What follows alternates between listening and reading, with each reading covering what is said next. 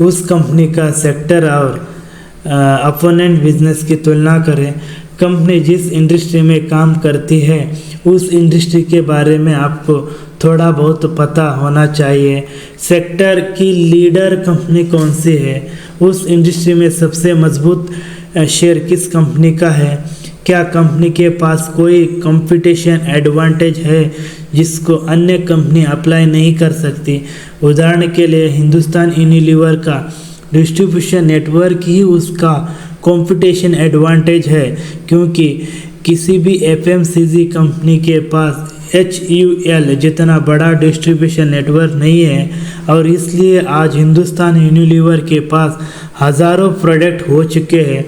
क्योंकि कोई भी नई कंपनी अगर अपने प्रोडक्ट को गांव के कोने कोने तक पहुंचाना चाहते हैं तो उससे बहुत बड़ा डिस्ट्रीब्यूशन नेटवर्क खड़ा करने की ज़रूरत होगी, जबकि हिंदुस्तान यूनिलीवर के पास वहाँ पहले से ही है।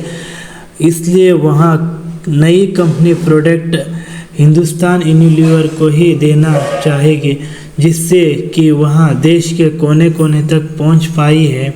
और इसी प्रकार हिंदुस्तान यूनिलीवर का यह कंपटीशन एडवांटेज कोई नहीं तोड़ तो सकता। इसी प्रकार इंडियन रेलवे में IRCTC की मोनोपोली है, यानी कि सरकार ने केवल IRCTC को ही रेलवे सर्विस देने की इजाज़त दी है, मतलब इनके कंपटीशन में और कोई कंपनी नहीं है। इसी प्रकार बजाज फाइनेंस के पास उनका डाटा ही कंपटीशन एडवांटेज यानी मोट है, जो किसी अन्य कंपनी के पास नहीं है। और यही कारण है कि इंडिया में बजाज फाइनेंस ने अन्य मजबूत कंपनियों के अपेक्षा सबसे ज़्यादा रिटर्न दिए हैं।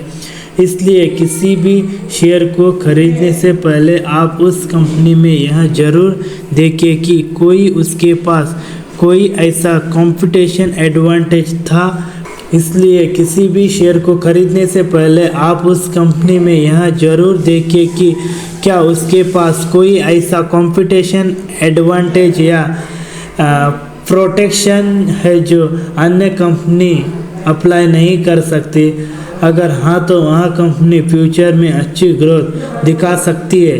इसलिए शेयर में निवेश करते वक्त कंपनी की सेक्टर और अपोनेंट की तुलना ज़रूर चेक करें।